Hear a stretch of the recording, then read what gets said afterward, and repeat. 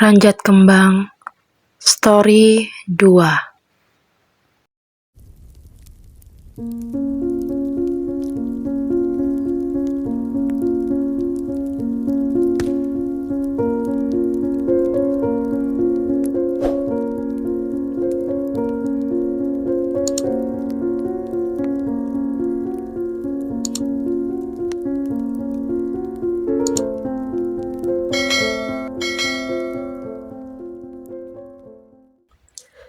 Della terkesiap, terbangun dari tidur dengan peluh keringat membasahi kening.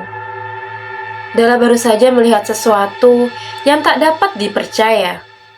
Saat itu, sebelum Della melihat ibu si Katri Atmojo menembak kepalanya sendiri, ia sempat bertemu dengan seorang wanita tak dikenal. Ia berbisik di telinga ibu tentang Kudro Atmojo.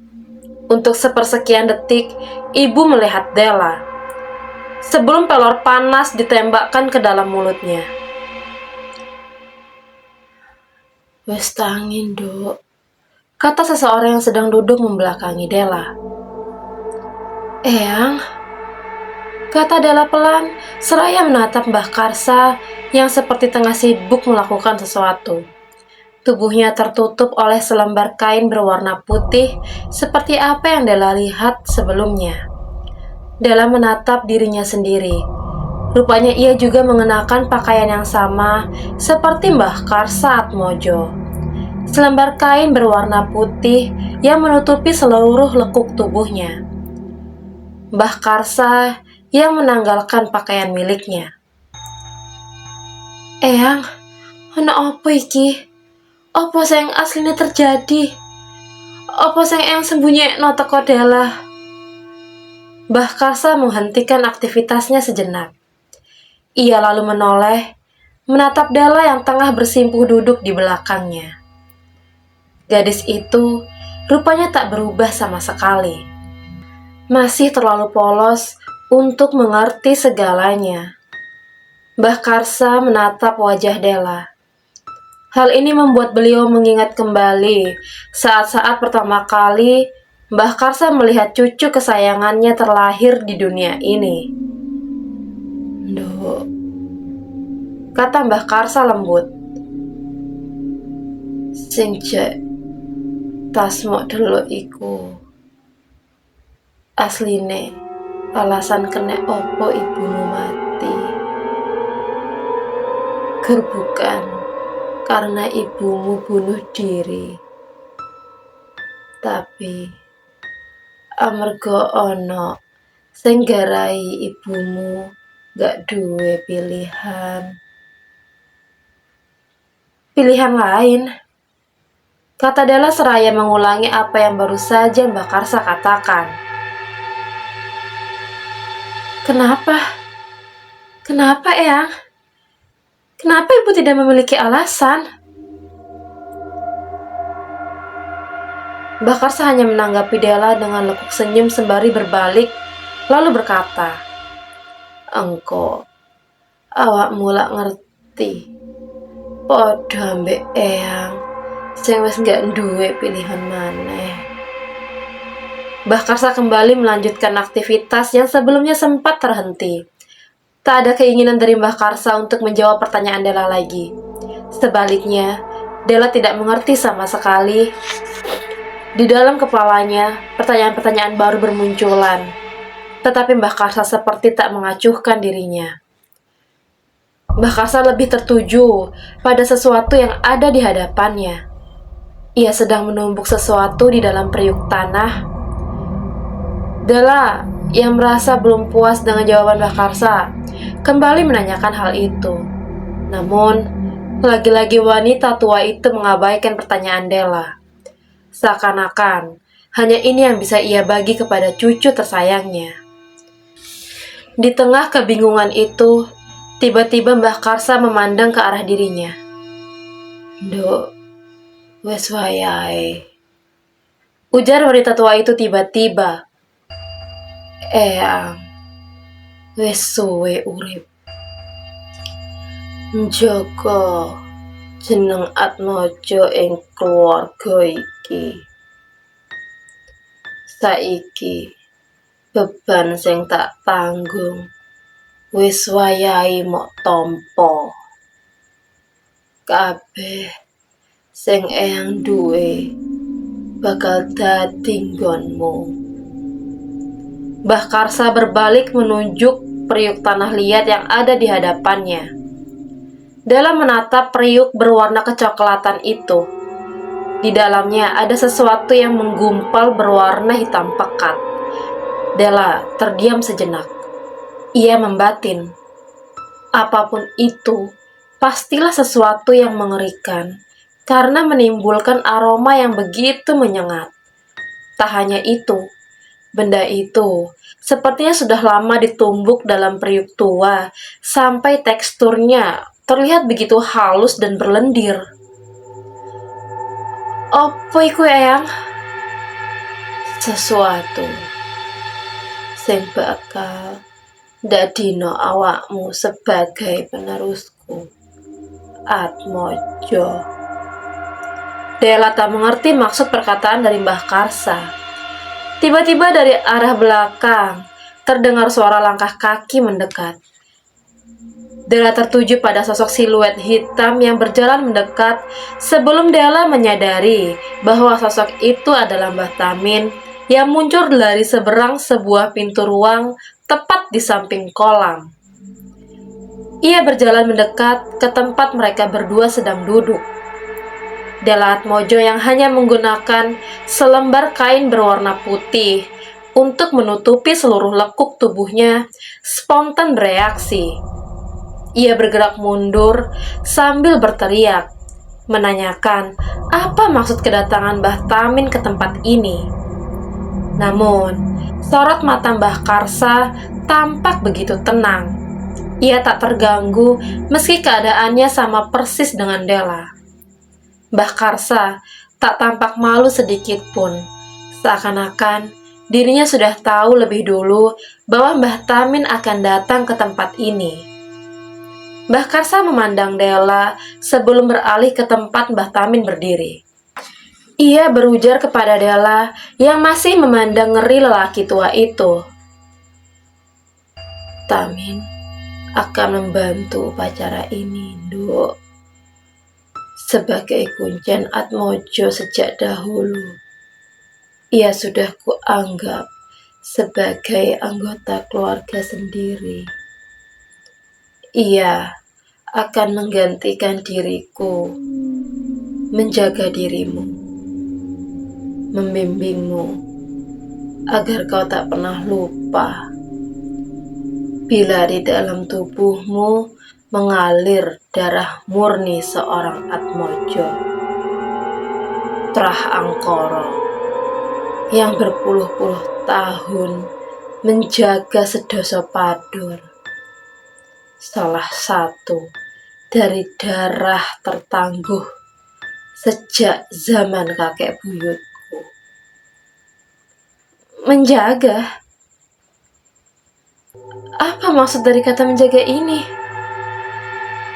Della menatap Mbah Karsa dan Mbah Tamin secara bergantian, berharap salah satu dari mereka akan menjawab kebingungan ini.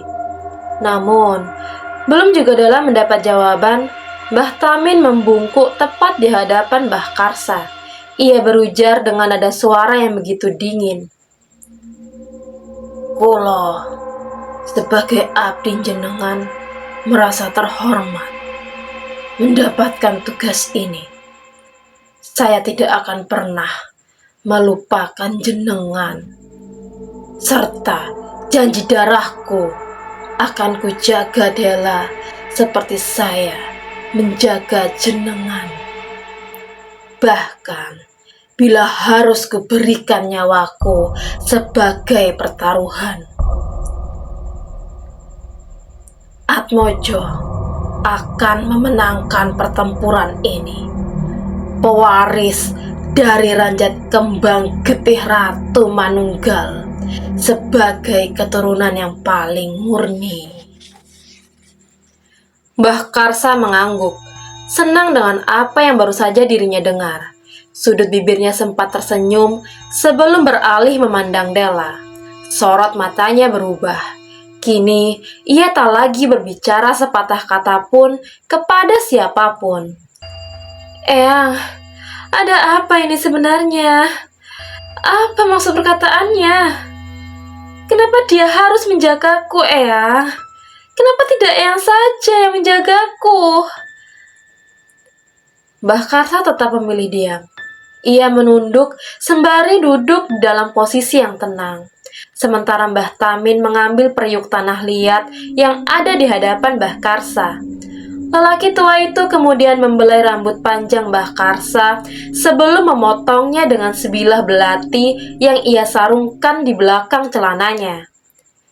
Mbah Tamin memasukkan seikat rambut Mbah Karsa Atmojo ke dalam sebuah periuk yang ia ambil. Sembari menumbuk, ia mencampurkan seikat rambut dengan gumpalan berwarna hitam. Mbah Tamin lalu bersenandung dalam gumaman yang ganjil. Dari bibirnya, Mbah Tamin terlihat seperti sedang membaca sesuatu yang tidak bisa Della dengar dengan sempurna. Ponorogo lan Sengarturih, kancanono sampai mati, juraganmu sing anyar iki. Ponorogo dan Sengarturih, temanilah sampai mati majikanmu yang baru ini. Della tiba-tiba merangkak mundur dengan sendirinya. Ia begitu ketakutan dengan apa yang sedang dilakukan oleh Mbah Tamin. Tak hanya itu, Della juga melihat hal yang sama pada diri Mbah Karsa. Ia tampak sedang melakukan ritual dengan membaca suatu mantra dari gerak bibirnya yang terus-menerus berkomat-kamit. Satu hal yang Della sadari dari semua yang sudah dia lihat ialah raut wajah Mbah Karsa yang tampak begitu lelah. Kulitnya membuncah dengan rambut panjang yang berantakan, sedangkan garis wajahnya tampak seperti sedang menahan kesakitan yang luar biasa. Della merasa gelisah. Firasatnya mengatakan bahwa apa yang sedang terjadi adalah sesuatu yang teramat buruk. Ia mencoba menghentikan dengan memohon kepada Mbah Tamin agar segera menghentikan ritual ini. Tetapi lelaki itu tak menggubris sedikit pun permintaan Della. Sebelum Della menyadari sesuatu, dari kelopak mata Mbah Karsa mengalir segaris darah berwarna merah tua. Cairan itu keluar, mengalir dari pucuk mata hingga ke rahang. Tak hanya itu, dari kelopak mata, hidung, serta telinga Mbah Karsa juga mengeluarkan garis darah yang sama. Melihat hal itu, Della berteriak memaksa agar Mbah Tamin menghentikannya. Tetapi lelaki tua itu tak peduli dengan apa yang terjadi. Saat Della bersiap berdiri menyerang Mbah Tamin, tiba-tiba Mbah Karsa menjerit, mengatakan bahwa lebih baik Della diam saja di tempat duduk. Della termangu. Ia tak mengerti kenapa Mbah Karsa mengatakan itu. Padahal niat Della ingin menghentikan penderitaan ini. Mbah Tamin meletakkan kembali periuk yang berisikan gumpalan berwarna hitam dengan campuran rambut Mbah Karsa tepat di hadapannya. Tiba-tiba, Mbah Karsa menggeleng-geleng, menyeringai lebar dengan wajah dipenuhi oleh darah. Tak lama kemudian, wanita tua itu memuntahkan cairan kental berwarna merah darah dari dalam mulutnya. Sementara Mbah Tamin kembali menumbuk serta mengaduk bagian dalam periuk. Mbah Karsa seperti orang kesetanan. Ia berteriak terus-menerus dengan suara murka. Tak beberapa lama kemudian, ia mencengkeram leher Mbah Tamin dengan darah yang terus mengalir dari lubang-lubang di wajahnya.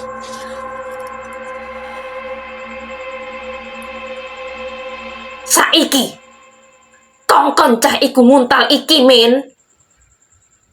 Mbah Tamin menoleh, menatap ke arah Della yang sedang mematung. Ia bisa melihat Mbah Karsa sedang menyeringai memandangi dirinya dengan sorot wajah yang mengerikan.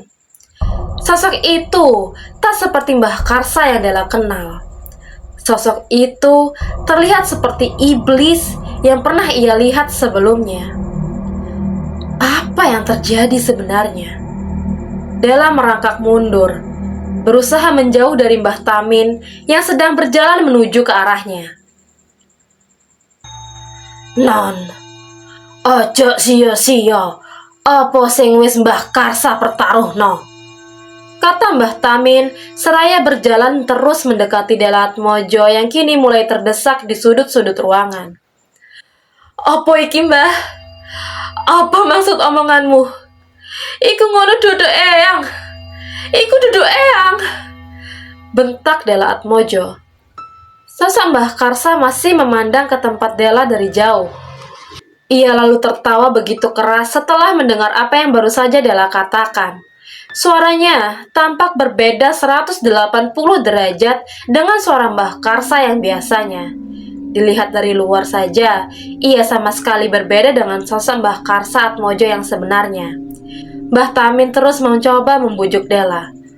Non, Mbah mohon, untalen iki saiki non. Saken Mbah Karsa, dia enggak bakal diculno karo Ponorogo ambek Sengarture. Sing nang jero awake, lek non Della enggak ngombe iki. Della menatap Mbah Tamin. Ia tampak begitu terkejut. Apa? Jadi, Mbah Karsa benar-benar dirasuki oleh makhluk itu? Mbah Tamin mengangguk. Mendengar hal itu, Della sekarang mengerti. Sosok yang saat ini sedang melihat dirinya tak lain adalah iblis yang selama ini mendekam di dalam darah keluarga ini. Bagaimana bila aku menolak, Mbah? Mbah Karsa tertawa. Ia berteriak dengan nada suara mencemooh. Cabau kencur. Ra ngerti nek aku ra iso mau usir. Aku wis keikat ambek getihmu cah cilik. Terutono aku. Kowe rasakno apa karo simbahmu sing saiki sing kesiksa? Dalam menatap Mbah Tamin, lalu bertanya, apakah yang baru saja dia katakan adalah hal yang benar? Mbah Tamin menatap sayu Della sebelum mengangguk tak berdaya. Non, ra ono pilihan maneh. Kowe kudu nuruti apa sing dijaluk karo Sendako. Iki permintaan Mbah Karsa dhewe, non. Della termangu. Ia tak punya pilihan lain untuk menyelamatkan Mbah Karsa. Tapi, apakah dia benar-benar harus melakukan hal ini? Della tertuju menatap periuk tanah liat yang ada di tangan Mbah Tamin. Di dalamnya, gumpalan hitam pekat yang ia lihat sebelumnya sudah bercampur dengan genangan darah kental berwarna merah. Tak hanya itu, Della juga melihat surai rambut yang ada di dalam periuk tanah liat bercampur menjadi satu. Della merasa ragu. Di dalam dirinya, ia merasa enggan melakukannya. Kenapa juga dirinya harus melakukan hal ini? Namun, melihat kondisi Mbah Karsa yang semakin mengenaskan, membuat Della merasa iba. Makhluk itu masih melihat dirinya dengan sorot mata menyeringai dari garis wajah Mbah Karsa Atmojo. Membuat Della akhirnya tak sanggup lagi untuk menolak. Diraihnya periuk dari tangan Mbah Tamin sebelum mencengkeram isi dalam periuk dengan tangannya sendiri. Dalam menelan bulat-bulat benda menjijikkan itu hingga masuk ke kerongkongannya. Della mendelik, tak bisa membayangkan bagaimana rasanya. Ia ingin memuntahkan benda itu saat ini juga. Tetapi Mbah Tamin menahan mulut Della. Ia terus berkata bahwa Della harus menelannya.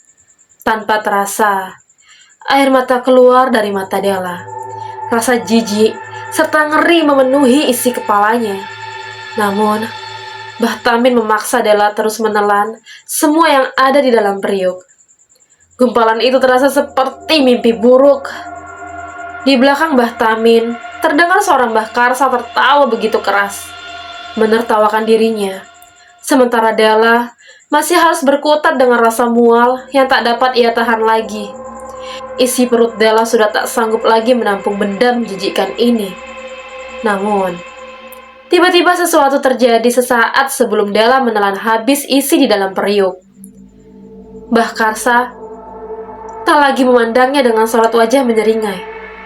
Sebaliknya, wanita tua itu memandang Della dengan sorot mata tatapan sayu, seakan-akan ingin mengatakan banyak hal kepada Della. Bercerita tentang apa yang selama ini dirinya pendam. Mbah Karsa mengatakan, "Della, cucu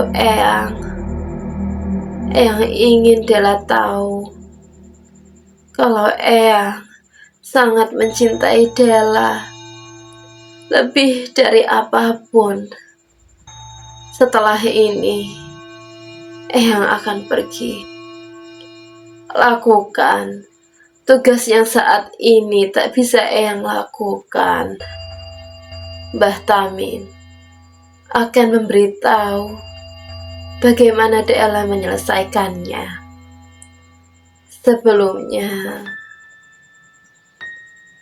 Eyang minta maaf sama Della. Eyang percaya Della bisa melakukan semuanya. Hiduplah untuk darah Atmojo yang ada di dalam tubuhmu." Tiba-tiba terlihat sesuatu merobek leher Mbah Karsa, memutar kepala wanita tua itu 180 derajat sebelum akhirnya menewaskan dirinya. Mbah Tamin termangu diam. Semua terjadi begitu cepat. Sementara Della mematung, terjebak di dalam pikirannya yang sedang berkelana jauh.